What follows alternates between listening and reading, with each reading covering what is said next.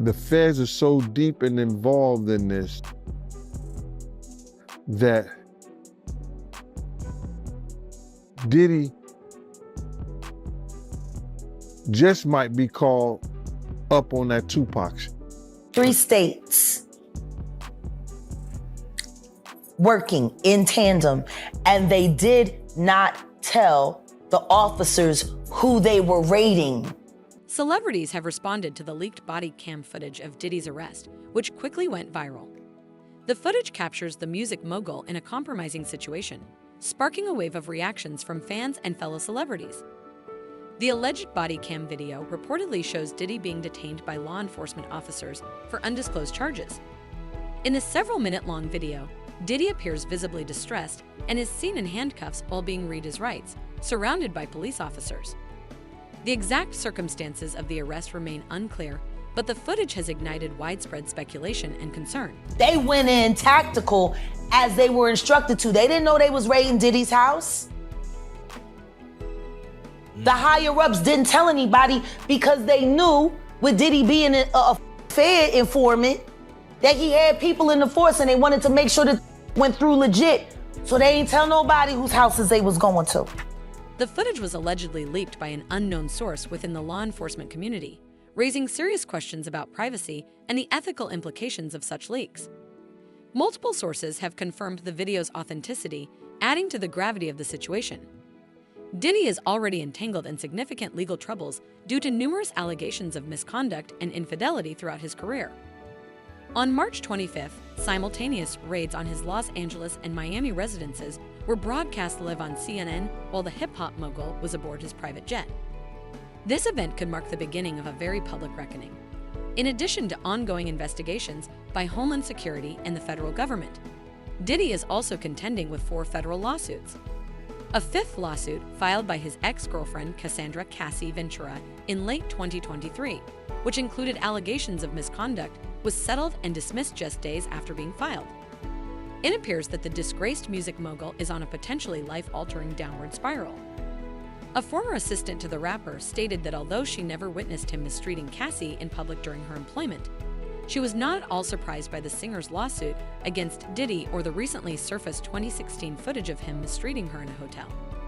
Susie Siegel, who was Diddy's assistant from 2008 to 2009, shared with CNN that she never witnessed him speaking harshly to Cassie or displaying any mistreating behavior.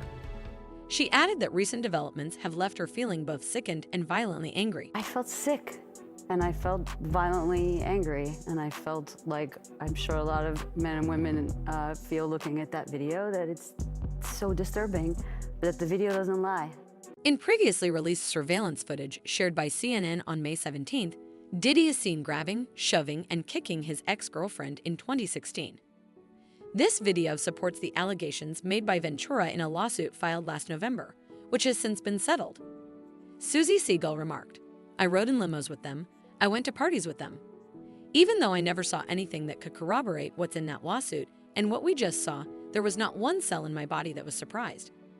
She continued, "I was around him a lot and got a feeling for who he was. I didn't see anything that could get him in trouble, but I think there's a power dynamic in a situation like that, especially with her at the beginning of her career, so young, beautiful, and talented." Siegel, who worked for Diddy at the onset of his relationship with Cassie, stated she was not personally mistreated by him. She added, "I didn't see that proof, obviously. I saw it with the rest of America today, but when I saw it, I knew it was something he could be capable of."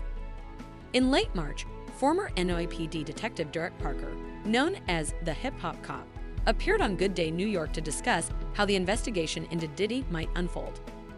Parker noted, "It's not looking great right now. I know he's hired powerful attorneys because of all the allegations coming out against him, and many people are starting to feel very nervous about the situation." Parker explained that the authorities would check and trace the guns involved to see if they were used in any crimes and review the videos to determine any criminal activity. He'd further added that the government would go through all the recovered evidence to see if any charges should be brought. More people are coming forward to accuse Diddy of past misdeeds, the latest being Roger Bonds. It's no secret that Diddy and Suge Knight have had their issues, and according to Bonds, their feud almost turned violent. In a 2010 interview with Vlad TV, Bonds recounted an alleged incident involving a late-night stop at Nell's Diner where Diddy's crew encountered the former Death Row CEO. Diddy reportedly declared, "Let's end this now," but his crew persuaded him to leave instead. This isn't the only surprising allegation involving Diddy and Suge Knight. Recently, a former detective claimed that Diddy once ordered a $1 million hit on both Knight and Tupac, with P. Davis agreeing to the plan. Gene Deal also discussed this drama. Well, they always said something about a $1 million check, and nobody knew where the $1 million came from. Puff may have said it in a couple of rap songs and things like that. But they would have to trace the check back to if that check Eric Von Zip had. And I'm not going to say the person who they said they gave it to because I've said it before, and I told people who contacted me that I would bring old boy name up on that. In a startling revelation, Roger Bonds claimed that Diddy once told a room full of Crips that he wanted the heads of Suge Knight and Tupac Shakur. Bonds, who worked for Diddy over a decade ago, also stated that he personally witnessed Diddy becoming violent towards women, specifically his ex-girlfriends Kim Porter and Cassie Ventura, on 4 or 5 occasions. These allegations were made during an interview with Piers Morgan. Reflecting on Diddy's behavior, Bonds said, "When you go through life just paying your way out, I really feel like he might be sorry now that he got caught. If it was a one-time incident, then I would say accept his apology, but I think he said what he thought people wanted to hear." Bonds criticized Diddy's Instagram apology, saying, "My reaction was that he never mentioned Cassie's name in that apology. So, to me, he didn't humble himself enough.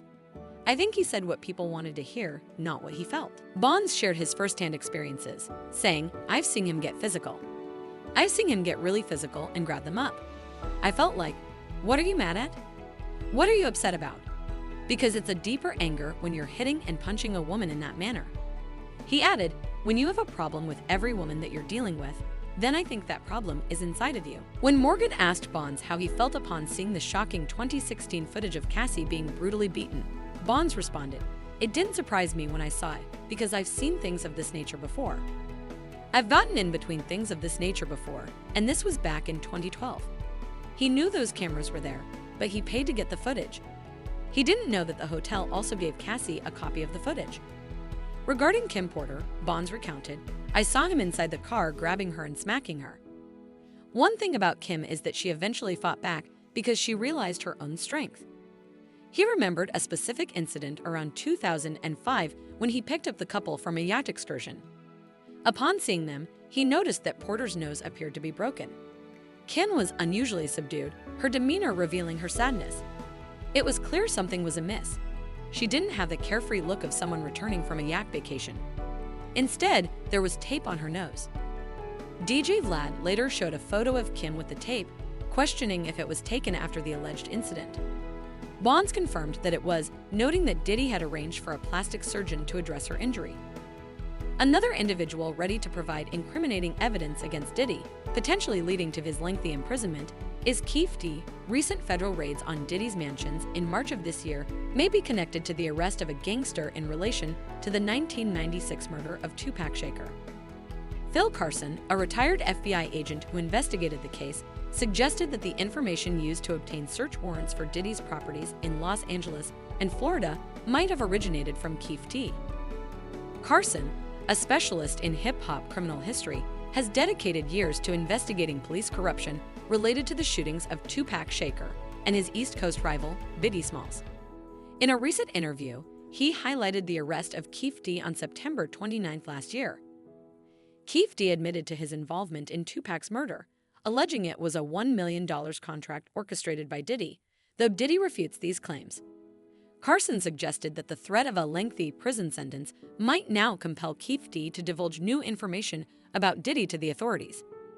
"It's not like the old days of the Italian mafia where silence was golden," Carson remarked. "Nowadays, as soon as someone is slapped in handcuffs, they'll turn on their own family. This is a game changer because once they're detained, they're vulnerable. That's when they might start spilling everything they know." Carson, using the term OG to highlight Keefe D's deep roots in the scene, noted that many prominent figures have tales about how things were back in the day. "Who's to say Keefe didn't start sharing new details in an effort to save himself?" he mused. While this isn't necessarily the reason federal agents conducted searches at Diddy's house, it does make one curious about the evidence and its origins that led to these search warrants. It must be something significant. As part of a temporary immunity agreement in 2008, Keefe D revealed to LAPD detectives that the founder of Bad Boy Records had offered him $1 million to target Death Row Records boss Suge Knight. Keefe D recounted, "He took me downstairs and said he wanted to get rid of those guys. I told him we could handle it quickly." In a recorded confession reported by LA Weekly in 2011, the former gang leader detailed how, on September 7, 1996, his crew approached Suge Knight and Tupac Shakur on Las Vegas Boulevard. Keefe D claimed that he handed a Glock pistol to his nephew Orlando Anderson, who then opened fire on Tupac's BMW, killing the West Coast rapper and injuring Knight. Despite the immunity deal, Keefe D reiterated his account in a memoir, leading to his arrest by Las Vegas police on September 29, 2023. Puff has said on a couple of records that he'll pay $1 million to, but he was just talking to people randomly. So now everybody said that, and Keefe D said that Puff told them that he'll give them $1 million. Now, do we believe that? I don't know. I don't think so. No direct link has been established between the investigation into Tupac's murder and the Homeland Security raids on Diddy's Miami mansions. However, Keefe D has publicly blamed Diddy for his involvement in Tupac's murder. Keefe D recounted meeting Diddy back in 1991 during the filming of an Usher video, where his hydraulic shop provided lowriders for the shoot. According to Keefe D, Usher danced all over the hood and windows, which led to the car needing a full repaint, covered by Diddy. Reflecting on this, Keefe D said he wished he had never met Diddy, stating, "If I wouldn't have ever met him, I wouldn't have ever been involved in this BS. Me and Suge played on the same Pop Warner team and everything. My homeboy helped put Suge in the game. It really crushed two people's empires in one night, mine for sure and Suge's too. Diddy's the only one still balling." In a new revelation, former Bad Boy partner and President Kirk Burrow shared that Diddy felt overlooked when Tupac and Biggie formed a friendship. Burrow pointed out that Diddy, who was Biggie's label head at Bad Boy Records, felt slighted, especially since Tupac was signed to the rival Death Row Records. According to Burrow, Diddy wanted to build a connection with Tupac, but the West Coast rapper showed little interest and had no respect for him. Hip-hop photographer Monique Bunn later confirmed this, stating that Tupac viewed Diddy as a corny executive and considered Biggie his peer. Bunn mentioned that the situation became highly exaggerated after Tupac was shot 5 times in a New York City recording studio in 1994.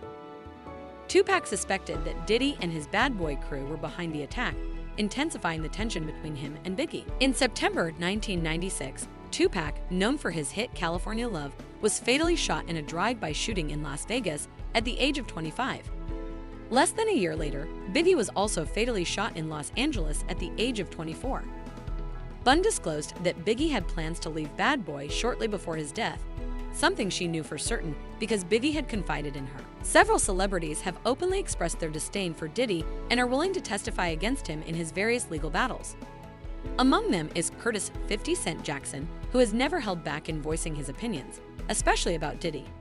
In his 2006 track, Hip Hop, 50 Cent directly accused his New York rival of being involved in the tragic death of his former protege. The notorious Big more recently, 50 Cent has also claimed that Diddy played a role in the murder of Tupac Shakur. In 2023, as several former associates alleged that Diddy had mistreated them, 50 Cent swiftly took to social media to announce that his film and television production company would be creating a documentary on these claims. Since then, he hasn't missed a chance to poke fun at his rap adversary amidst the escalating scandal. When Homeland Security raided Diddy's homes in Los Angeles and Miami in 2024 as part of the ongoing investigation, 50 Cent once again used social media to comment with his signature cheekiness, saying, "It's no longer just about Diddy's actions. Now it's about Diddy being done." Enter Jaguar Wright, a prominent whistleblower in the music industry. Wright, an R&B singer with modest solo success, has made significant impacts both as a member of the renowned Philadelphia group The Roots and as a collaborator with artists like Jay-Z and Lauryn Hill. With over 2 decades in the industry, she hasn't hesitated to criticize other artists such as Erykah Badu, Talib Kweli, and Common for alleged questionable conduct. When it comes to Diddy, Wright is firmly convinced that his behavior goes beyond merely dubious. In a notable 2022 interview with Real Life Productions, she strongly suggested that Diddy's ambition knows no limits. This interview took place shortly after fellow R&B singer and former Uptown Records artist Al B. Sure had emerged from a 2-month coma and was beginning to recover from a series of health issues. Wright highlighted that Uptown Records initially comprised 5 people: Andrew Harrell, his longtime assistant, Diddy's then-girlfriend Kim Porter, beloved MC Heavy D, Al B. Sure, and Diddy himself. She paused dramatically between each name, emphasizing the gravity of the situation. Uptown Records started with 5 people: Andre Harrell, Al B. Sure, Heavy D, and Puffy. And Kim was the longest working employee because she was there from the very beginning. She was Andre's personal assistant. Kim is dead. Heavy D is dead. Andre Harrell is dead. The only 2 left are Puffy and Al almost died. Heavy D was found dead, face down in the heart attack. Andre Harrell, heart attack. Kim died from pneumonia, but there's the first coroner's report that said that she died. It was ruled a homicide, and they found toxins in her body to prove that she had been poisoned. You know, they have poisons that create heart attack and pneumonia-like symptoms. And you want to know what they all had in common, though? They were all writing tell-all. She emphasized that all 5 individuals, excluding scene comms, were working on books about their musical experiences at the time of their deaths or health crisis. This left both the interviewer and the audience to draw their own conclusions. Diddy also had issues with another prominent whistleblower, rapper and producer Kanye West. Known for his disregard for public opinion, West often seems detached from objective reality. For instance, in late 2022, he sparked controversy by wearing a t-shirt emblazoned with the slogan "White Lives Matter," widely perceived as mocking the anti-police brutality movement, Black Lives Matter, especially since West himself is African American. Kanye even attempted to market the shirts before being hilariously and appropriately sued by the copyright owners, 2 black men. However, not before drawing the attention of his former friend Diddy, who received a rant in response from Kanye. In a lengthy text exchange, which West subsequently posted on Instagram, Diddy showed surprising restraint in asking West to reconsider this endeavor. Kanye's response was profane and puzzling, ultimately promising to use Diddy as an example before declaring war on him. Although Kanye never followed through on his threats, the dust-up appeared to